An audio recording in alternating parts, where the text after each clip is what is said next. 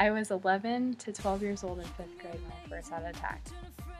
According to my neurologist, the brain is split up into 4 lobes: the back lobe, the front lobe, and the 2 side lobes. My epilepsy affects my frontal lobe, and it's the second worst epilepsy that you can have. The first is the back lobe, and the 2 sides are only minor.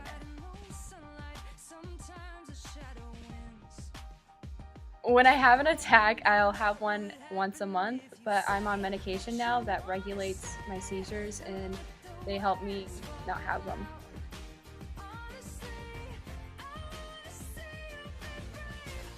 Some of the barriers that I face with having epilepsy is that I have to constantly regulate what I do and how I eat and the stresses I put on my body. My seizures are caused by stresses that I do in everyday life. I have to make sure that I'm not putting in extreme cold or extreme heat because it might cause my body to overheat or overexhaust itself. And I can't drive, so I don't have freedom or independence like other people, but I've learned to live with it.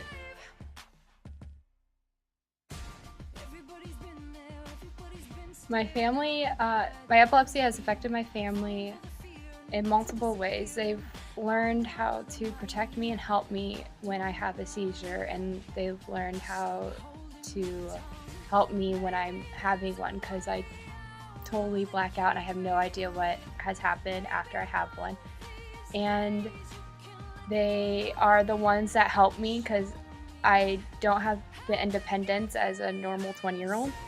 And epilepsy does run in my family. It runs on my dad's side, my family, and that's, according to my neurologist, that's majority of people who have epilepsy. It comes from the male side of the family.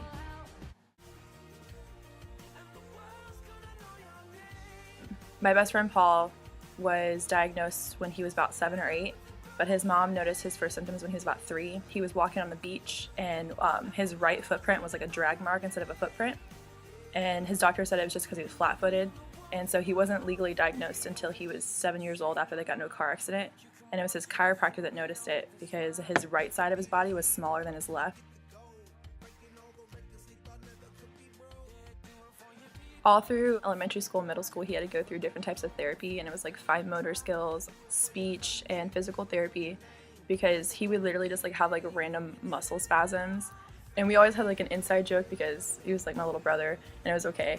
But he would like literally, his arms would tense up and he'd go like full T-Rex. Like his arms would literally just like go like this. But that's kind of like how I knew that something, you know, he was in pain or something like that, because I'd see his arms do that, or his leg would like jump really far. He also had like problems with sports, like he wasn't as athletic because he literally couldn't run for long periods of time, or he couldn't jump because he would have like random muscle spasms. And then one of the other biggest problems he had was his speech. He had what was called a 2-syllable stutter. It was like every 2 syllables he would stutter, so he almost literally could not get out a full word without a stutter.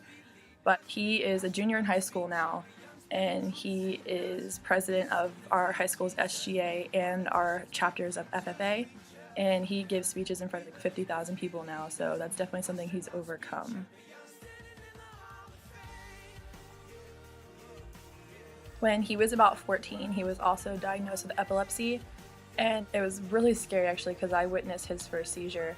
I was a TA for his English class that he was in, and he had been telling me all day that he was really nervous about this speech that he had to give, that he wasn't, you know, he was scared, he wasn't prepared for it, and he literally walked up to the front of the class. And I could tell he was nervous and he was like shaking, but then he literally looked at me, and then like his eyes just like rolled back in his head and he just completely seized. And that was the first seizure he had that he knew about, because apparently his doctor had said that he had had any seizures that he'd never even realized since he was about 10. And his anxiety gets too bad, he literally can just seize out. And it's really scary because you never know when it's going to happen. Like he'll say that he's completely calm, he's fine, but you can tell that he's freaking out, and then he'll like have a seizure, and it's probably like one of the scariest things I've ever witnessed in my life.